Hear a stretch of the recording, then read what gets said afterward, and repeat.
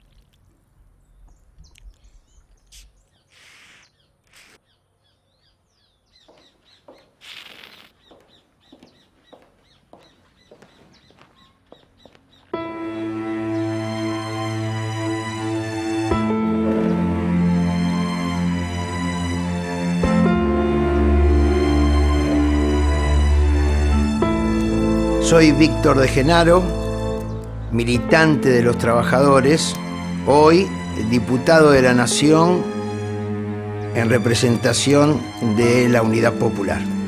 Un partido nuevo, surgido de la lucha de la clase trabajadora, de la resistencia de los sectores sociales, culturales en estas últimas décadas. Uno con el tiempo va aprendiendo, va entendiendo que uno es producto del colectivo que te va formando. Si uno solo entiende qué es la habilidad de uno, te convertís en una hoja en la tormenta. En cambio, si uno tiene la capacidad y siente que es parte de la lucha de la clase trabajadora frente al enemigo, no hay con qué darte. Por eso, el 10 de diciembre de 1977, cuando el gremio estaba en riesgo en plena dictadura, fundamos ANUSATE, Agrupación Nacional de Unidad y Solidaridad de ATE.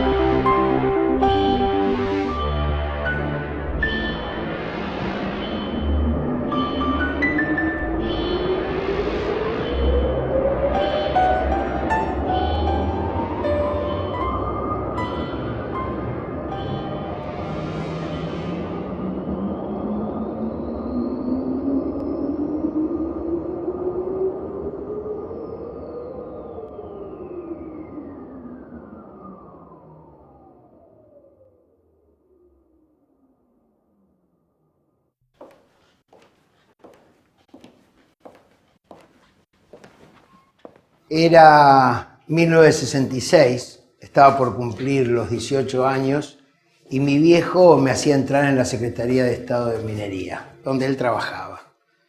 Era la tradición. Años después iba a entrar mi hermano Eduardo. En esa época uno entraba a trabajar y era para toda la vida. Era metalúrgico para toda la vida, ferroviario para toda la vida.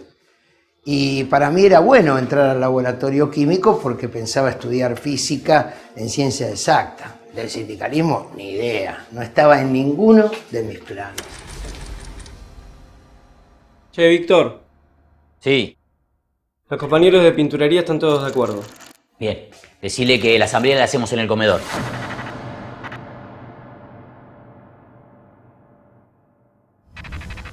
Y la hacemos igual aunque la gente de ATE y UPCN no haya confirmado, dale. Les digo. Macanudo. Nos vemos ahí. La carrera universitaria para ese lado duró 1 año y medio, ¿no? Me fue ganando otra cosa. Historia, la fotografía. Y hasta hice cine en el Centro Dramático de Buenos Aires, con David Kohn. Me gustaba más eso. Era la pasión. Es más, ni de casualidad pensaba ser dirigente sindical, porque en realidad para mí eran todos burócratas.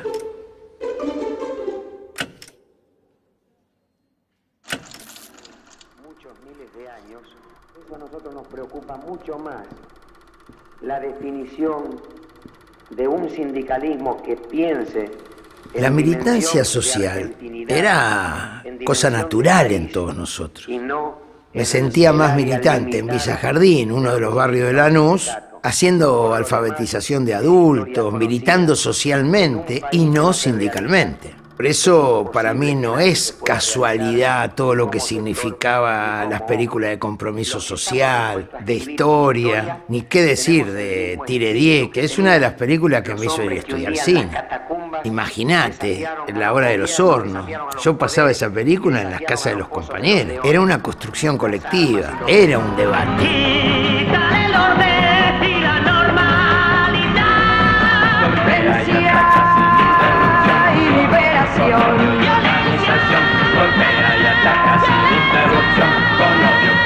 Fernando, tengo un minutito que le quiero hacer una pregunta. Recién hablábamos con Getino de un intento de hace 5 años de dar la hora de los hornos. En aquel momento el instituto la prohibió. En este momento, como paradoja, que Getino está al frente del ente de calificación, ¿es su ubicación al frente del ente que permite que salga esta película de ustedes? Bueno, es el gobierno popular que permite que esta película se estrene, ¿no es cierto? Esto es parte del proceso de reconstrucción de la cinematografía nacional y parte del proceso de liberación de la cultura nacional.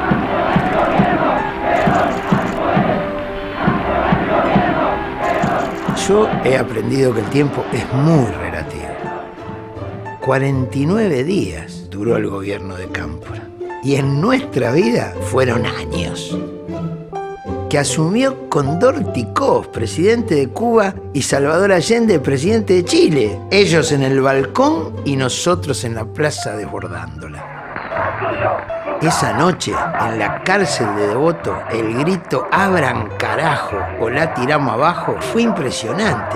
Soltaron a todos los compañeros que habían puesto presos durante la época de la dictadura. Nosotros somos hijos del cordobazo, del rosariazo, de la resistencia. En ese momento pensábamos que éramos la juventud maravillosa, hasta que entendimos que en realidad éramos parte de un pueblo maravilloso. No se puede ser juventud maravillosa de un pueblo entregado. Esos años de felicidad nuestra nos permitieron atravesar uno de los periodos más oscuros y tristes de la dictadura y volver a ganar.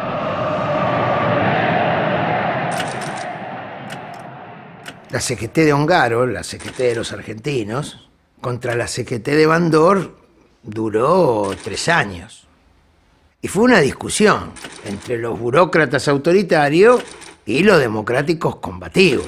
En esa corriente yo empecé a militar. El 28 de marzo de 1968, ante una convocatoria de las autoridades que tenían la CGT en nuestro país, se reunieron los delegados de todos los gremios y de todas las regiones de nuestra patria. En ese congreso, que fue denominado Congreso Normalizador Amado Olmos, se constituyó, con la voluntad legítima de las bases de los trabajadores, la CGT de los argentinos. Y aunque nos gustaba esa CGT de Ongaro, no era un militante permanente.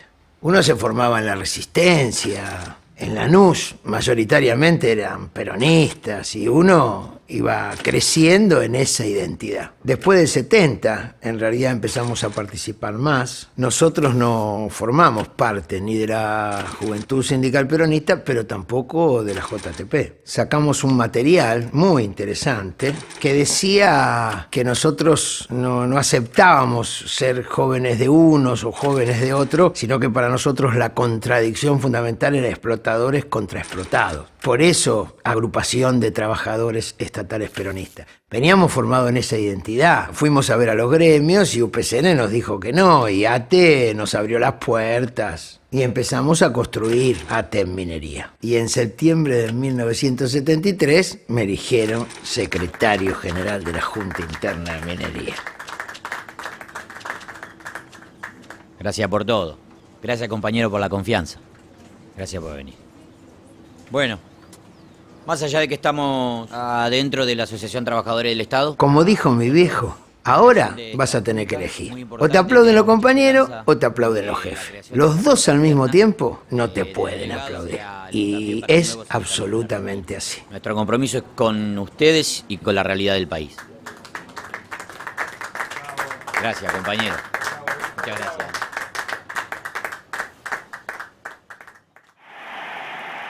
Bueno, una realidad contradictoria, tanto a nivel nacional, pero también latinoamericano. No tengo otra alternativa. solo acribillándome a balazos podrán impedirme voluntad que hacer cumplir el programa del pueblo. Ese mismo septiembre iban a pegarle el manotazo a la experiencia más profunda de transitar por la vía democrática hacia el socialismo que llevaban los hermanos chilenos.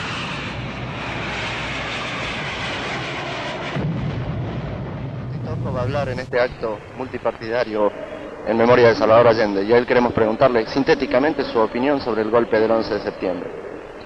Es un golpe instrumentado por el imperialismo, llevado adelante por los sectores más reaccionarios de Chile, por las Fuerzas Armadas, contra un proceso de liberación nacional y social, contra un proceso popular y democrático avanzado hacia el socialismo. Ellos han querido impedir, como tratarán de hacerlo en toda Latinoamérica, como tratan de hacerlo en nuestro propio país, que el pueblo, que la clase obrera, que los sectores de toda la sociedad puedan liberarse y trazar su propio destino. El 23 hay un nuevo comicio en la Argentina. Queremos su opinión acerca de él y su pronóstico, si es posible. Bueno, yo creo que esta es la segunda parte en carácter de repetición del 11 de marzo. Gracias, muy amable. Gracias. Nosotros, sin embargo, no éramos tan conscientes de este cerrojo que iba aislando a la transformación en la Argentina. Estábamos muy entusiasmados, vitales, soñando con todo ese protagonismo que veníamos después de tantos años de recuperar la democracia y la vuelta al peronismo. Desde todos los puntos del país llegan las columnas populares para integrar la concentración más numerosa en la historia de nuestra patria. El movimiento justicialista y el gobierno nacional invitaron a todo el pueblo. El primer cimbronazo lo íbamos a tener el 20 de junio, ¿no? El 20 de junio iba a ser quizás un baño de realismo profundo. Nunca vi una movilización tan grande, nunca participé de una movilización tan grande como esa mística, esa fuerza, esas ganas, y terminamos volviendo, no me olvido más, caminando kilómetros con la cabeza agacha, y la verdad que fue el anticipo. Se ha confirmado. El teniente general Juan Domingo Perón descendió en el aeropuerto de Morón. Deseo comenzar estas palabras con un saludo muy afectuoso al pueblo argentino. No pude hacerlo de forma personal por las circunstancias conocidas. Por eso deseo hacer un llamado a todos, a fin y al cabo, hermanos, para que comencemos a ponernos de acuerdo. Existía esta realidad contradictoria de un autoritarismo que iba creciendo y que iba a ser ya irreconciliable. Que fue evaluado en las primeras horas de esta mañana por una ráfaga de ametralladora, el secretario general de la Asociación Trabajadores del Estado en la ciudad de La Plata. Las circunstancias políticas y los hechos que van ocurriendo siempre indican que los dirigentes políticos de sindicatos tienen algún problema, sí, pero yo nunca tuve ningún tipo de ni amenaza, ni verbal, ni telefónica, ni por correspondencia. Sí, sospechaba que en algún momento algún problema podía tener, porque la asociación viene soportando hace como unos 3 o 4 meses una fuerte presión de grupos externos para inclinarla en favor de derechas o de izquierdas. Nos encontramos en Avellaneda 2900, estamos observando el automóvil en el cual viajaba José Rucci. Pero había tanta vitalidad que seguimos. El altísimo porcentaje de votantes, el más elevado de los últimos 50 años, y la ausencia de incidentes demostraron la madurez del pueblo argentino. Fue una jornada ejemplar. Solo resta que los argentinos seamos capaces de ponernos al servicio de lo único que interesa, el país. Perón ganaba las elecciones con un alto porcentaje y abría las instancias de participación. Claro, se recuperaban las paritarias, se participaba en el Estado. A nosotros mismos en minería nos abría la puerta a la construcción de una nueva Secretaría de Estado, que iba a ser el Ministerio del Futuro. Se incorporaba minería, pero también recursos hídricos, bosques, parques nacionales. Era los recursos naturales y ambiente humano. Vaya si había futuro. Ley de inversiones extranjeras. Proyecto de ley sobre comercialización de granos y carnes. Ley de fomento agrario. Ley de Corporación de Empresas Nacionales. Ley de creación de la Corporación para el Desarrollo de la Pequeña y Mediana. Ley de profesionalización de los directorios de los bancos de la Nación Argentina. Ley de creación del Instituto Nacional de la Vivienda. Ley de uso de tierras aptas para la explotación agropecuaria. Ley de defensa del trabajo y la producción nacional. Empezaban los procesos de autogestión, de coparticipación. Se avanzaba en una lucha cultural. No solamente se generaban las elecciones en todos los sindicatos, la juventud se incorporaba haciendo agrupaciones, participando, protagonizando. Hasta algunos dirigentes como Atilio López llegaba a ser vicegobernador con Obregón Cano en Córdoba, abriendo una participación popular de esa Córdoba combativa. En todos lados esta vitalidad afloraba de una manera creativa, protagónica. El gobernador de la provincia, doctor Ricardo Obregón Cano, el vicegobernador Atilio López y el ministro de Economía contador José Enrique Fierro viajaron también a Buenos Aires. Llevaban la representación del gobierno provincial en la recepción al general Perón. Perón había logrado ser el árbitro durante casi 10 años en la primera experiencia peronista del 45 al 55. Perón muchas veces representó a la burguesía ante los trabajadores y a los trabajadores frente a la burguesía. Perón intentó ser el árbitro en ese tiempo de retorno, pero no se dio. Se ha revelado la policía de la provincia de Córdoba. Al frente del movimiento se encuentra el propio jefe de la repartición, teniente coronel retirado Antonio Navarro. No había posibilidades de manejar esos intereses que eran tan contrapuestos y que se iban a extender y ampliar por parte de los sectores del poder hasta imaginar y realizar un genocidio. Será el propio Perón, en sus dos últimos discursos, que nos muestra la contradicción. El del 1 de mayo, intentando reconducir el movimiento, y el del 12 de junio, enfrentando claramente a los enemigos de la patria. 21 años, las organizaciones sindicales se han mantenido inconmovibles. Y hoy resulta que algunos imberbes pretenden tener más mérito que durante 20 años. La renuncia de Perón frente a los apretes del poder económico y financiero es rechazada por esa movilización popular espontánea reunida en Plaza de Mayo. Y coherentemente con toda su historia, Perón termina reconociendo a su pueblo como su único heredero.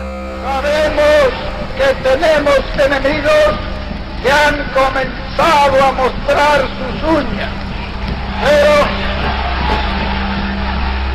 pero sabemos también que tenemos a nuestro lado al pueblo, y cuando el pueblo se decide a la lucha, suele ser invencible. Yo llevo en mis oídos la más maravillosa música que para mí es la palabra del pueblo argentino.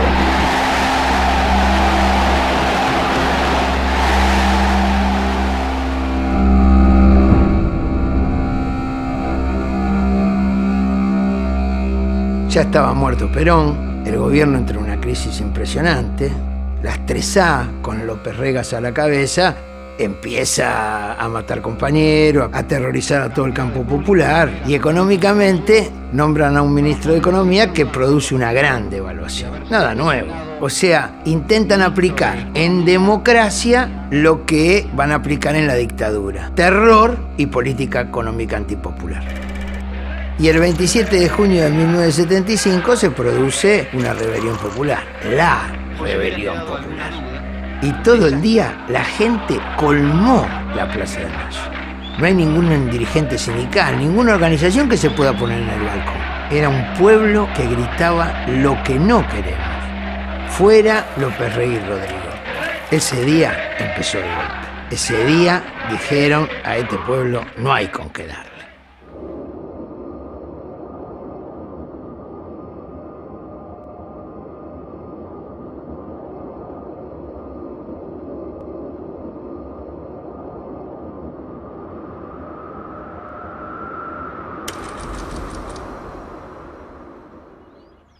Germán Abdala lo llevé a laburar a minería en diciembre de 1975.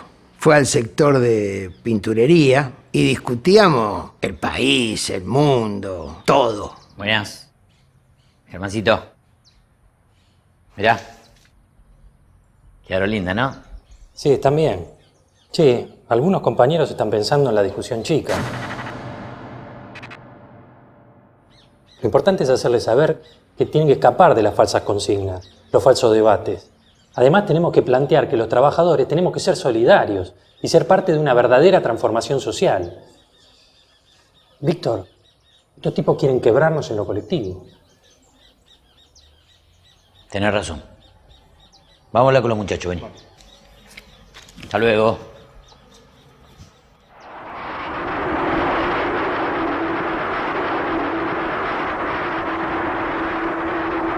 Ya Horvath y Quagliaro eran las dos referencias de líneas internas del gremio antes de 1976. Y ya Horvath se empezó a dar cuenta que la próxima elección perdía. Compañeras, compañeros, vamos a escuchar ahora la palabra de nuestro secretario general. Habla el compañero Juan Roberto Horvath. Y Horvath hasta va a enorgullecerse de que Macera lo recibiera en calzoncillo. Y eso lo contó él. O sea que estábamos enfrentando a alguien que asumía como autointerventor enate de la dictadura Que militar. el mundo haya conocido y del que fuera instigador y conductor el entonces coronel Juan Domingo Perón.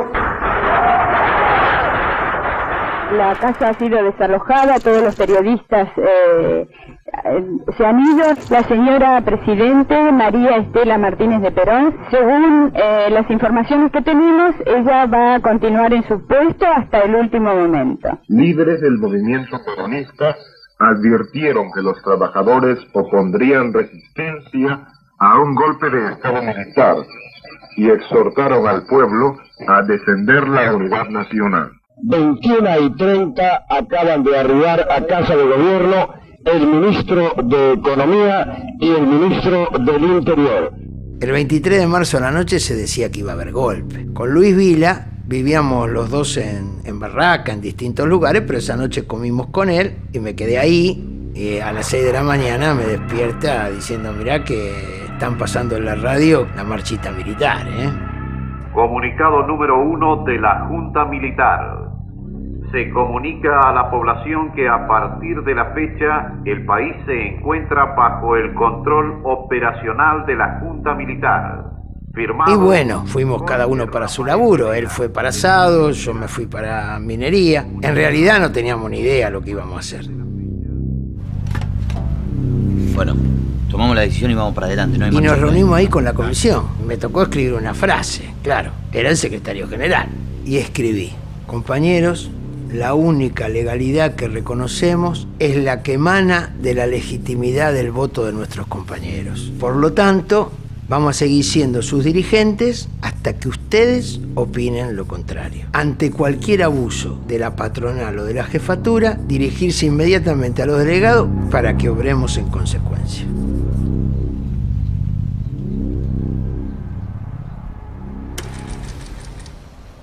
Y nosotros ni nos dimos cuenta que nos estaban fotografiando. A los días nos tiraron la foto. Claro, después nos echaron, a Adolfo Samper y a mí. Yo tuve la posibilidad después de un tiempo, de trabajar de diariero. Pero ese 24 de marzo me cambió la vida. A partir de ese día, nunca más dejé de ser un militante de los trabajadores. Pusimos ahí un montón de cosas que son el resumen de nuestro pensamiento. Y va a ser muy importante para toda mi vida. La legalidad y la legitimidad. Por eso nunca reconocimos a estos tipos. Se comunica a la población que todas las fuentes de producción y lugares de trabajo, estatales y privadas, a partir de la fecha, serán consideradas objetivos de interés militar. Firmado Jorge Rafael Videla, Teniente General, Comandante General del Ejército. Orlando Ramón Agosti, Brigadier. El golpe del 76 no vino por la guerrilla. La guerrilla ya estaba derrotada, política y militarmente, mucho antes. Vinieron porque habíamos crecido en organización los trabajadores. porque había hasta control de las empresas y la producción por parte de los trabajadores, porque había aumentado la democracia en el sector de trabajo. Martínez de Hoz, con toda claridad, una de las figuras más nefastas de la historia argentina, iba a decirnos que para terminar con la rabia hay que matar al perro. Y matar al perro significaba matar a la clase trabajadora. Hemos dado vuelta una hoja del intervencionismo estatizante y agobiante de la actividad económica para dar paso a la liberación de las fuerzas productivas. Sufrimos la anulación de los convenios colectivos o la suspensión de las paritarias, el aumento del horario de trabajo y las intervenciones de las organizaciones que peleaban. Frente a esto surgieron luchas históricas, como la de los trabajadores de Luz y Fuerza, la de los telefónicos o la del puerto de Rosario. Para ese entonces, Germán queda dentro de Minería. Todavía no había hecho una aparición pública de su militancia y eso lo salva. Queda uno adentro y uno afuera. ¿Sabes lo que era eso para nosotros? Yo podía dar la cara más públicamente, pero él estaba ahí todos los días militando y hablando con los compañeros. Entre nosotros están pasando cosas. Esta gente, ya sabemos nosotros lo que quiere, que no es ni más ni menos que lo que quiso siempre con la Argentina. La decisión inquebrantable que tiene la Asociación Trabajadores del Estado. Nosotros nos referenciábamos de lejos con Héctor Quagliaro. Empecé a entrar en confianza más de cerca a partir del 75. Pero la dimensión política para nosotros empezó mucho más a partir del golpe militar. Ese Quagliaro que junta la historia del 55 con ese instante. Nosotros no teníamos la dimensión de lo que había sido el Rosariazo. Eso fue Quagliaro, nuestro puente con aquella historia. Y en la práctica, con compañeros con los cuales va a depender nuestra vida. Recién nos vamos a conocer en La Falda, en diciembre del 76, en un congreso donde vamos a ir a cuestionar a Horvath por formar parte de una delegación del movimiento obrero que va a Ginebra a defender a la dictadura o a hacer de cuenta que no pasaba nada en el país.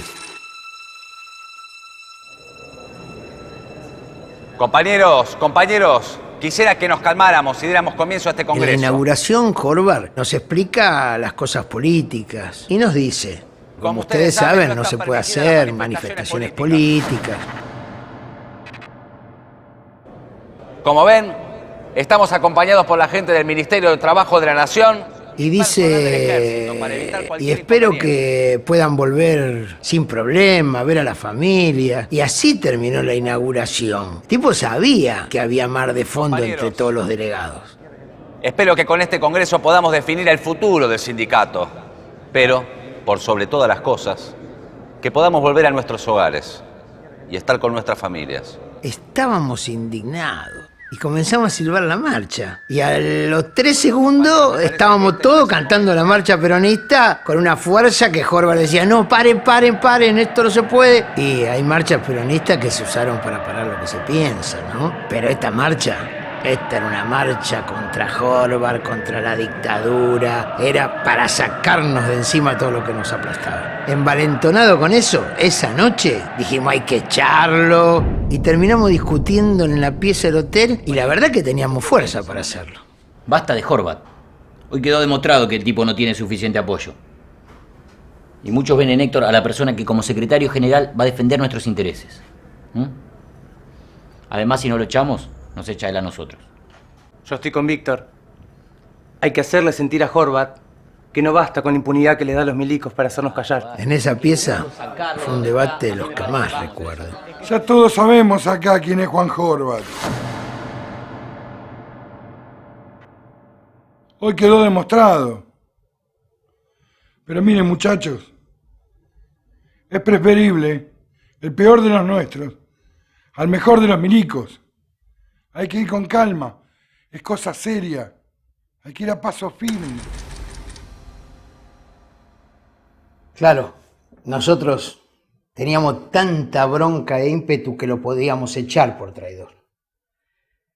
Pero él Sabía que íbamos a cobrar más de la cuenta. Después lo entendí. Héctor había aprendido en toda la resistencia del 55 al 73. Y él sabía que en la dictadura lo más importante era cuidar a los compañeros y a la organización. Y bueno, cuando llegamos de allá, a nosotros nos echan por cánticos montoneros. No era broma. Poner en una resolución oficial por cánticos montoneros era mandarte en cana o cualquier otra cosa. Y en enero lo echan a Héctor Quagliaro. Y cuando lo vamos a ver, nos dice, bueno, hay que hacer la agrupación. Sí, si el gremio está entregado, hay que hacer una agrupación. Tenemos que seguir siendo dirigentes. Es hacer un sindicato, es hacer una organización de trabajadores que sea paralela. Y fuimos formando la agrupación. A partir de ahí surgió una estrategia. Sobrevivimos dando la cara. Fue una pelea por la legalidad. Nosotros no teníamos nada que ocultar. Le avisan a Quagliaro que en cualquier momento lo pueden detener. Todos los militantes terminamos trabajando lo que podíamos. Nadie te contrataba en esa época. Quagliaro se hizo tachero. Me dijo, bueno, acompáñame que vamos a ir a recorrer Entre Ríos, Corrientes, Misiones y bueno. Y fue impresionante.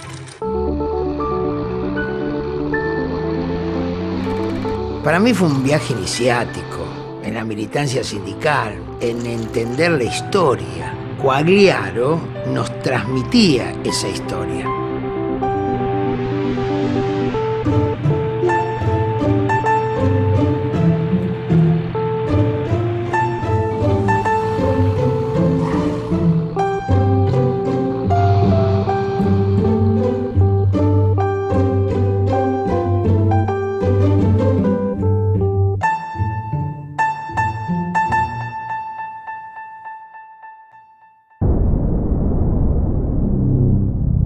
Lo primero que empezamos a recibir fueron las prescindibilidades. Y empezó a aparecer no solo eso, los prescindidos, sino comienzan a desaparecer los compañeros. El compañero Arce, secretario general del Consejo Agrario, lo secuestran. Y ahí, bueno, ¿qué hacemos? ¿Qué no hacemos? Y empezamos a hacer gestiones y nos empezamos a meter en una tarea que ni siquiera habíamos pensado que recibían los funcionarios con el arma en la mesa. Y nos encontrábamos en los lugares sin saber quién era el otro. No teníamos conciencia que allí, por ejemplo, se estaba formando las Madres de Plaza de Mayo. Ya no sabemos a quién recurrir.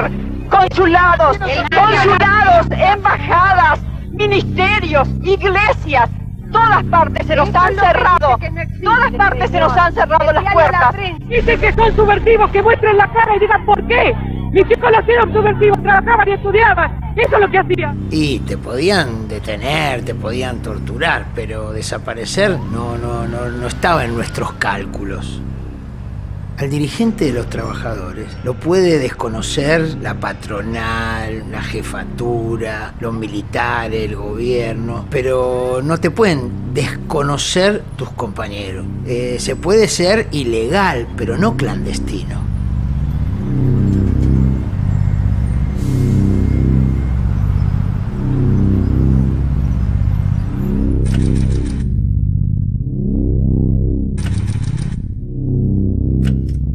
A Willo, Guillermo Antonelli, compañero telefónico, lo secuestran. Y fuimos a ver a Monseñor Gracelli a la iglesia Stella Maris.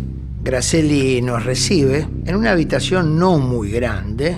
Había un escritorio y había como un gran canso, ¿no? Como una cartulina. Y allí había dibujado círculos. Y él nos dice, cada uno de estos círculos es un grupo de tarea. Y en cada uno de estos, ahí tengo un conocido. Voy a averiguar. Así fue. No me lo contaron. Viví esa total impunidad. Y nos lo tiraron a las 5 de la mañana, desnudo en la puerta de ATE, como para que no quedaran dudas.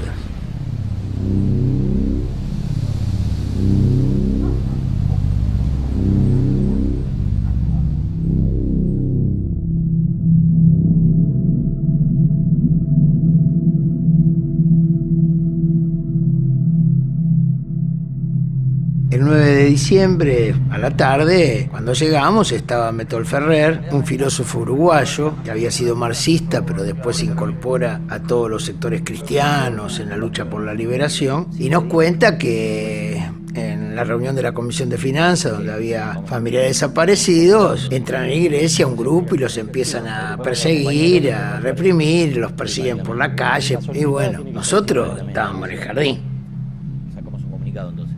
Y al otro día, 10 de diciembre, sesionamos todo el día y fundamos ANUSATE, Agrupación Nacional, Unidad y Solidaridad de ATE. Una organización sindical de los trabajadores estatales, pero en un periodo determinado. Bueno, estando todos de acuerdo con el nombre que elegimos, quiero pedirle al compañero Héctor que diga unas palabras, ya que él es responsable de que estemos todos acá hoy.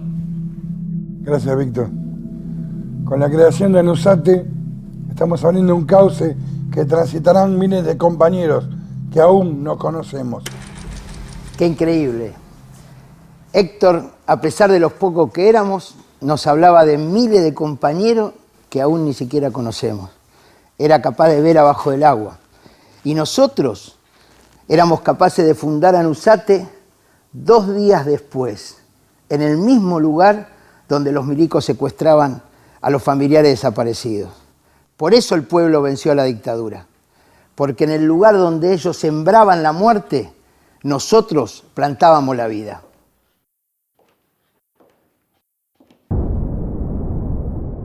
Al otro día, como era domingo, yo me levanté muy temprano porque tenía que ir a hacer el reparto de diarios, que era mi laburo. Y cuando vuelvo, como es lógico, traigo todos los diarios y estábamos desayunando y Cacho Mengarelli, que era de Villa María, Córdoba, estaba leyendo el diario y dice, che, lo del secuestro fue acá. Che, pero lo de los secuestros fue acá. No lo podíamos creer.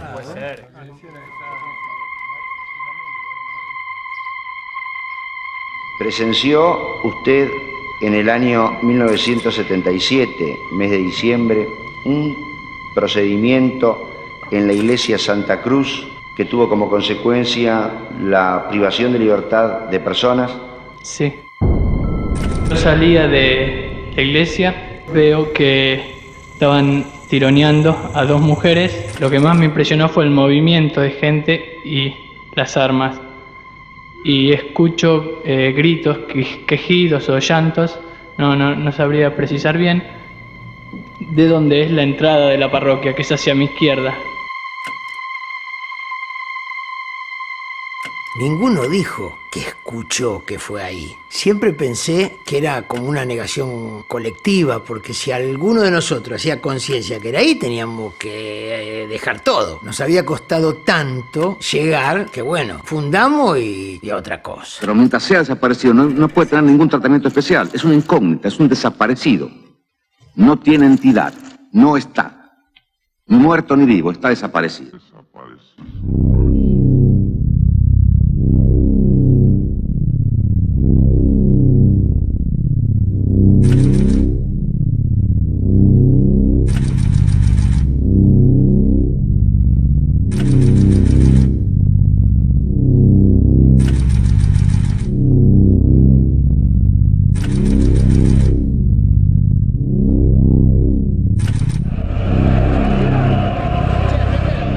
1978 fue el año que a nivel internacional, a raíz del Mundial de Fútbol, hizo visible la realidad de la Argentina. Estas son las cosas contradictorias de todos los acontecimientos. Por un lado fue un ocultamiento de algunas cosas, pero los periodistas extranjeros vinieron y fueron a la ronda de las Madres de Plaza de Mayo y transmitieron mostrando la verdad.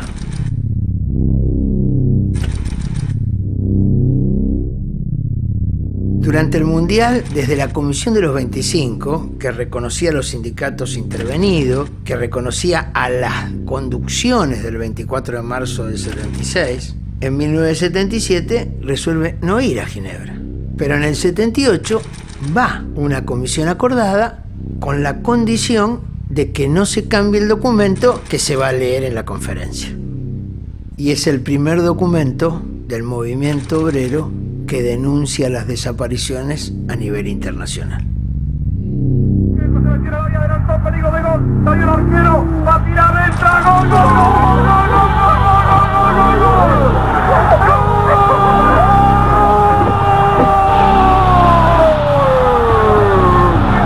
Argentina fue, Holanda 1.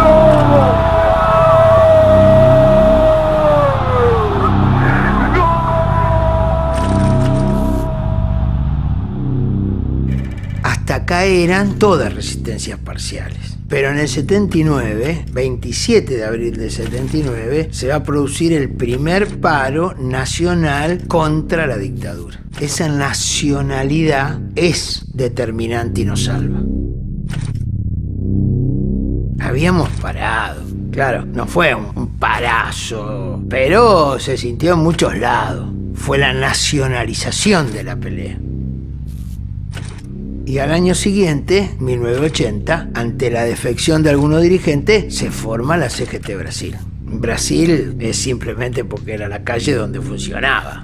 Y a mí me incorporan a la mesa de conducción de las agrupaciones gremiales peronistas. Empezábamos a estar en la conducción del movimiento obrero.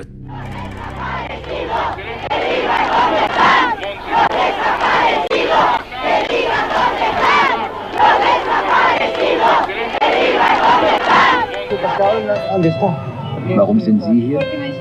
Weil Sie meinen Mann verschleppt haben.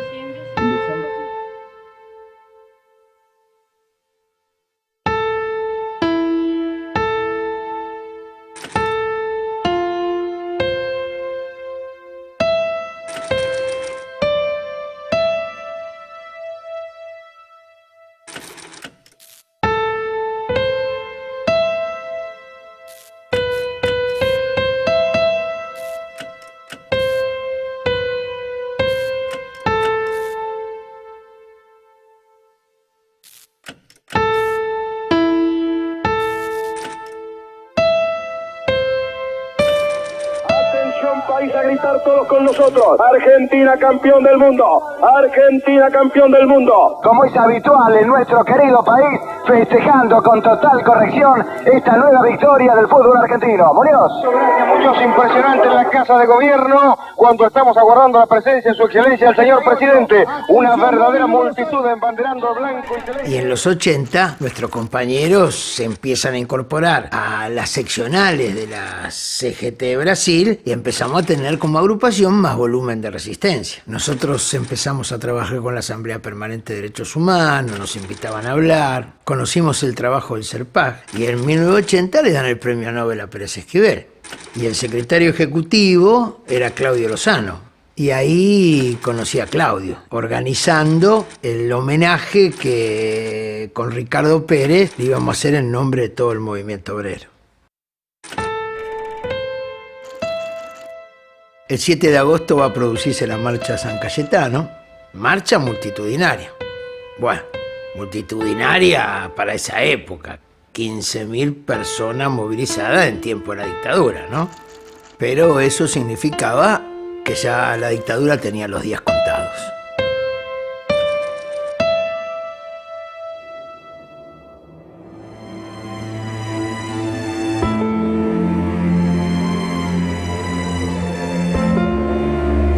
Los dos brazos de la resistencia costó juntarlos.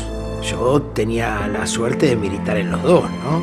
En el movimiento obrero, claro, yo venía de militar en las organizaciones de derechos humanos y te decían, guarda que ahí viene el zurdo.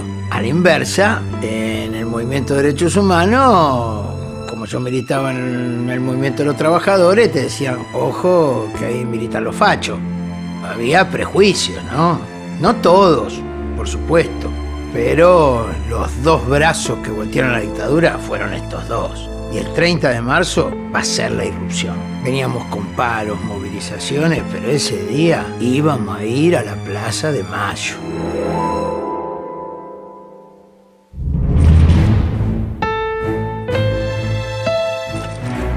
Y la verdad, no teníamos dimensión de lo que estábamos convocando.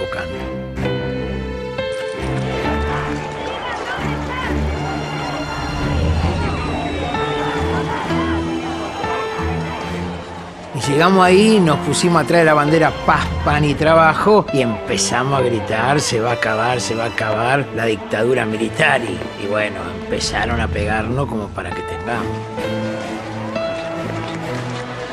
Nos reprimieron, pero ya basta la dictadura. Y el brazo de los trabajadores lográbamos juntarnos con el brazo de los derechos humanos, esos dos brazos que al principio había resquemores, duda, terminaron empujando a la dictadura diciendo basta. Durante 4 horas se peleó en la capital federal. Venían columnas de todos lados. No se pudo llegar a la Plaza de Mayo. Era como un baluarte. La cana te perseguía, te pegaba. La gente le tiraba cosas de los balcones o te abría la puerta de los edificios para protegerte. Imagínate vos un combate de 4 horas donde la gente, miles y miles, enfrentando a la policía, a los hidrantes, a los caballos. Por eso después las comisarías explotaron en presos. Al día siguiente seguíamos sacando presos de la comisaría. A los 2 días nos despertamos y se habían tomado las Malvinas. Hoy 2 de abril ya flamea la bandera argentina en nuestra isla. Fue un cimbronazo. El 10 de abril, no el 2 de abril, fue cuando se llenó la Plaza de Mayo. Ya la gente estaba muy sensibilizada con los conscriptos en la isla. La flota británica que venía a matarlos. Había salido a luz la historia, lo que significaba el gaucho Rivero. Y entonces Galtieri sale al balcón y empieza a decir, ahí los estamos esperando, lo vamos a enfrentar. Y la gente explotó en una ovación. Y de repente Galtieri dice, yo como presidente de los argentinos. Como presidente de la nación, representando a todos ustedes. Bueno, la chiflatina que hubo fue impresionante. Claro, te muestran la imagen de la ovación a Galtieri, pero no de la chiflatina. Me parece que tiene que quedar claro que es contradictorio, sí. Pero en esa plaza no se ovacionó a Galtieri al día siguiente del 30 de marzo. Y algunos ideólogos del sistema nos quieren hacer creer que menos mal que no ganaron porque si no nos iban más. Y en realidad empezaron a irse el 30 de marzo del 82. Claro que la derrota de la Malvinas hizo que huyeran más rápido. El combate de Puerto Argentino ha finalizado.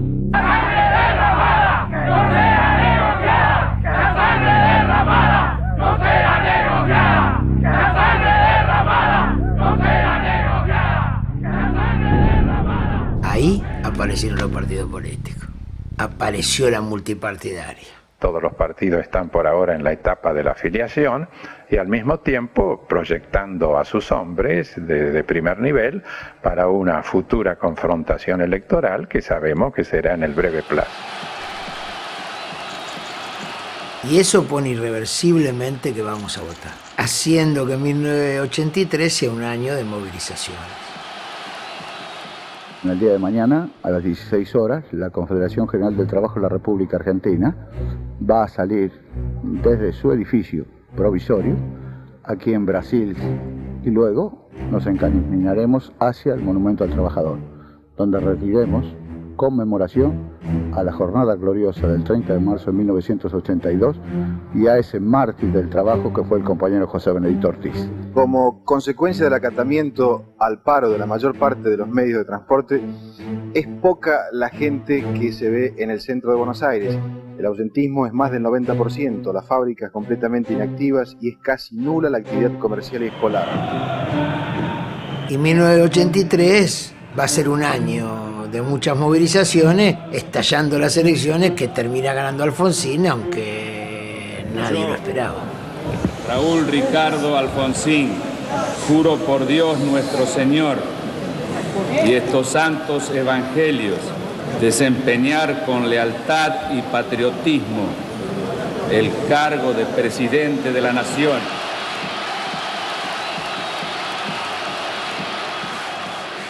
Como les venía diciendo, ANUSATE se formó a finales de 1977. Nosotros estábamos expulsados. No podía ir yo al sindicato.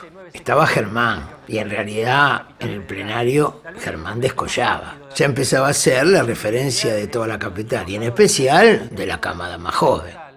Y también de mayor debilidad de todo el movimiento obrero. Mirá, Germán, hoy el radicalismo se está adueñando de todo el discurso sobre la recuperación de las instituciones e intentando atomizar aún más al movimiento obrero, que en su mayoría es peronista, ¿entendés? Esto está planteado a través de este proyecto de ley presentado por el ministro Mucci, en complicidad con el Movimiento Nacional de Renovación Sindical como aparato, ¿entendés? Nosotros tenemos propuestas claras de cómo debe ser una organización de trabajadores, de cómo debe ser nuestro gremio, cómo se debe diferenciar del resto.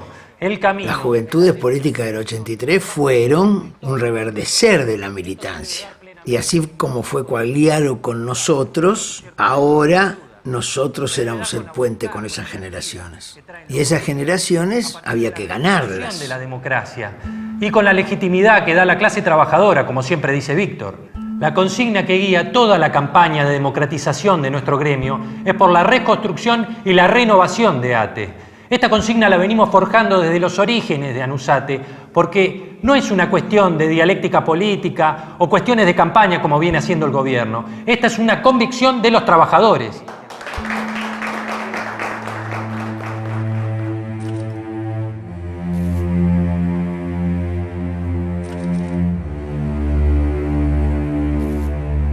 Nosotros necesitamos, el país necesita un gremialismo democrático y fuerte. Creemos que el procedimiento más rápido y más adecuado para lograrlo es este proyecto que ha llegado al Congreso, y los dirigentes gremiales opinan que las alternativas son otras, que debería dejarse en manos de los gremios su propia reorganización.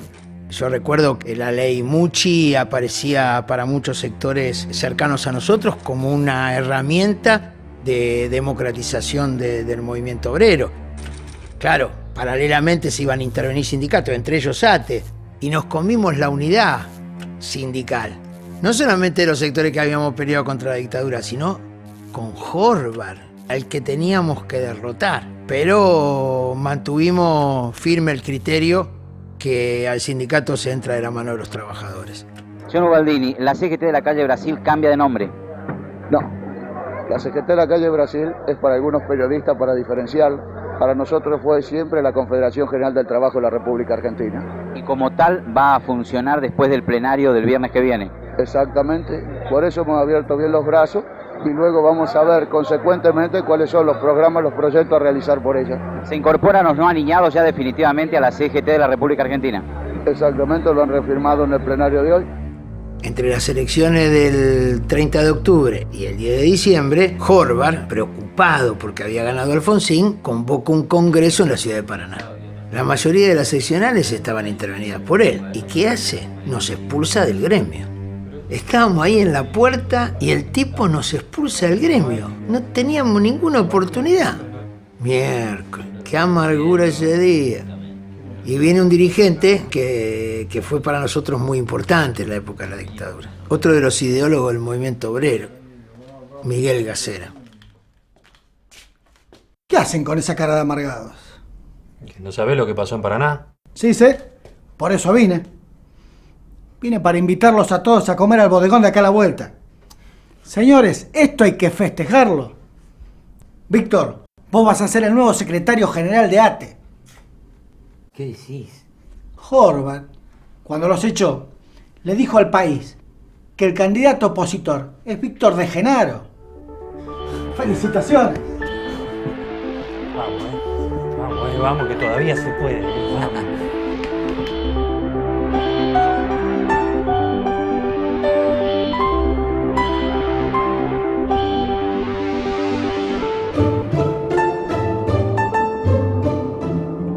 Germán era muy vivo y tenía un olfato para adivinar cuál era el tiempo, el instante correcto, como jamás lo vi en nadie. Y dijo, bueno, hay que presentar la lista. Ahora estábamos expulsados. Y bueno, hicimos un congreso en el Margarita Sirú que fue la hermosura. Estábamos expulsados del gremio Y en el Margarita Xirgu teníamos lista para presentarnos en 9 seccionales de las 54 que existían. En el Congreso estuvieron presentes dirigentes como Digón, Ricardo Pérez de los 25 y sobre todo la figura central de legalidad que fue Adolfo Pérez Esquivel. Era el Premio Nobel de la Paz, era una figura muy fuerte para nosotros y eso nos alentó. A partir de ese congreso, Anusate se comenzó a desplegar en todo el país. Nos desplegamos en todo el país ya comenzando a pelear las elecciones. Éramos el espacio del anti-Horvath. Después construimos lo nuestro, pero primero fuimos el anti-Horvath. Fuimos una historia y una conducta colectiva. Y él le puso nombre y apellido al echarnos. Y me acuerdo que sacamos un cartel que decía Horvath o Anusate. Y pusimos todo lo que Horvath había hecho en la dictadura y todo lo que había hecho Anusate.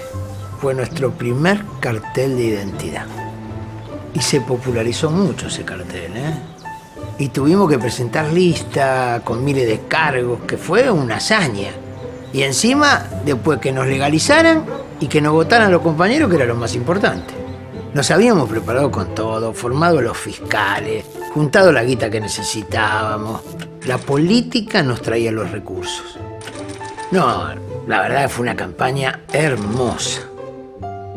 Y lográbamos ganar 19 seccionales. Germán en Capital, Héctor Sánchez en San Juan, Cacho Mengarelli en Villa María, Martín Rodríguez en Tucumán, Picaluga en Río Tercero, Miguel Peirano en Borghi. Son algunas de esas seccionales recuperadas. Y nos transformábamos en el único sindicato de la conducción de la CGT que cambiaban sus dirigentes.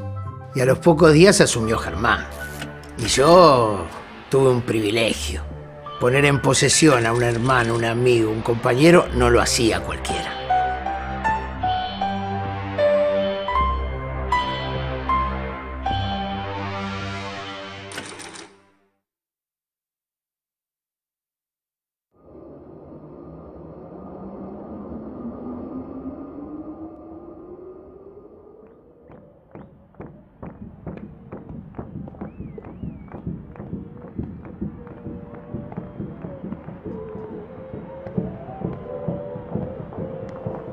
Y el 21 de noviembre de 1984, esto era una fiesta. Abajo estaban todos los compañeros que habían venido de los rincones del país a participar de esa fiesta. Arriba, Carlos Custer hacía la presentación y Héctor Quagliaro abría ese acto como presidente de la agrupación con un discurso que nos llenaba el alma. Saúl Ubaldini nos traía el mensaje emocionado de los trabajadores que habían resistido a la dictadura. Y a mí me tocó el privilegio, el orgullo, no solo de compartir todo lo que habíamos hecho para llegar hasta acá, sino de todo lo que íbamos a hacer para concretar esos sueños.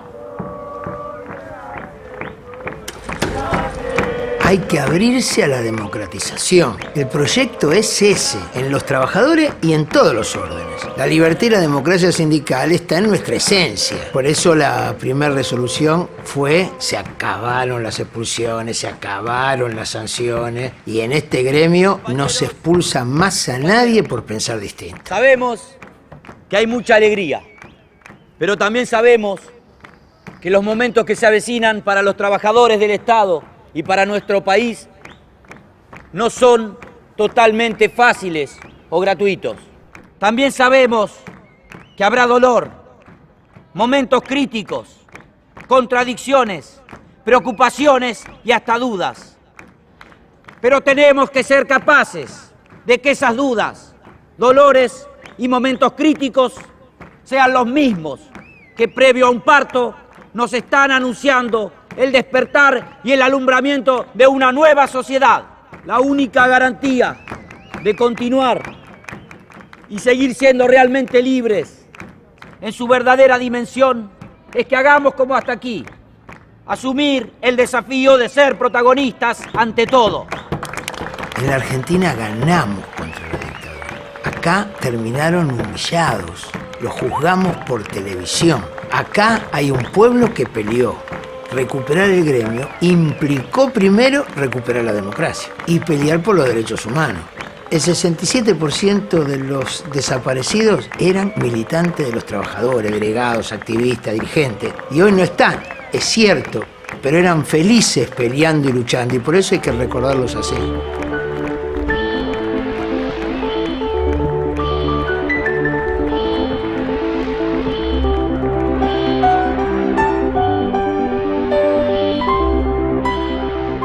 Hemos mantenido una fe inquebrantable en los trabajadores, voluntad política y fe en los trabajadores, porque se ha cumplido el principio fundamental que siempre respetaremos, que jamás reconoceremos otro poder que no sea el que emana de la legitimidad que da la clase trabajadora con su actitud.